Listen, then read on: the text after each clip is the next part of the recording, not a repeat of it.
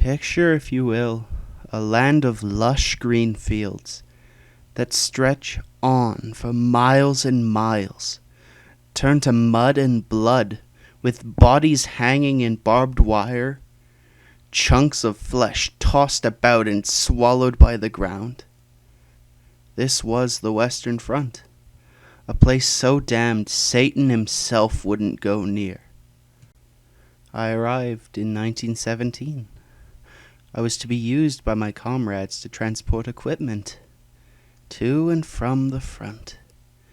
If only I knew what I would see. It was barely a week after I arrived. I was to take ammunition to where our company was stationed. The atmosphere changed almost immediately after I set off. Artillery pounding in the distance that gradually got closer as we neared. The sounds of yelling and gunfire could be heard faintly. You could hardly hear them with the big guns firing. But this was only the beginning. Later that month, I was tasked with taking a hospital train back to the rear.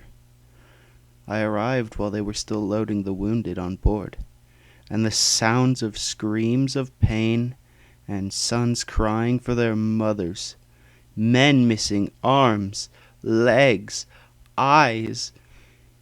It overwhelmed me. I didn't know what to think.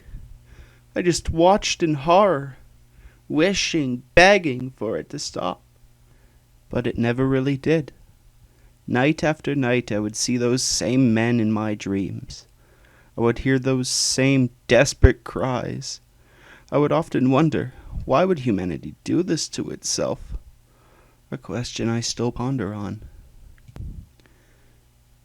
Month after month I would witness the same, men breaking down under the constant stress, boys barely even old enough to hold a rifle, begging to see their mothers, pleading to go home.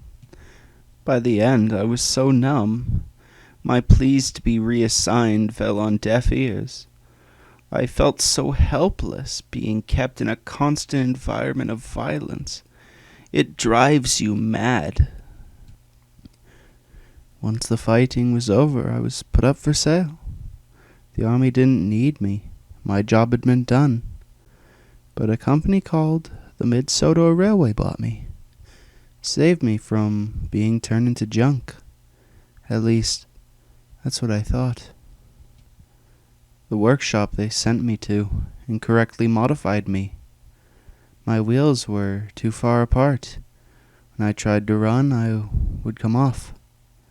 I tried to explain, but they all thought I was just the foreigner making excuses. After a while, I became a different person entirely. I was bitter, prone to outbursts, and reckless. And this would be my undoing. After a few months, the manager was fed up. He took my wheels and had me converted into a stationary engine, and I was placed behind the engine shed. Over the years, the old engine would tell the younger ones about me, twisting my story into a fable to keep the young engines out of trouble. He knew the truth, but he didn't care. After a few years, I'd be converted into a steam pump and placed inside a mine where I'd be isolated. No company, besides the occasional mechanic. Even then they paid no attention.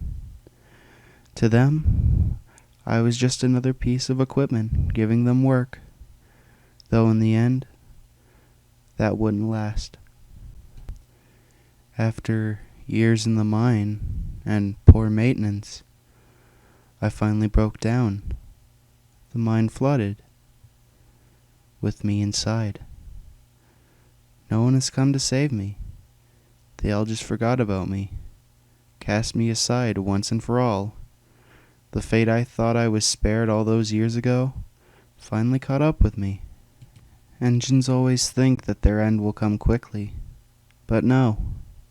Sometimes, old engines don't die. They just rust away.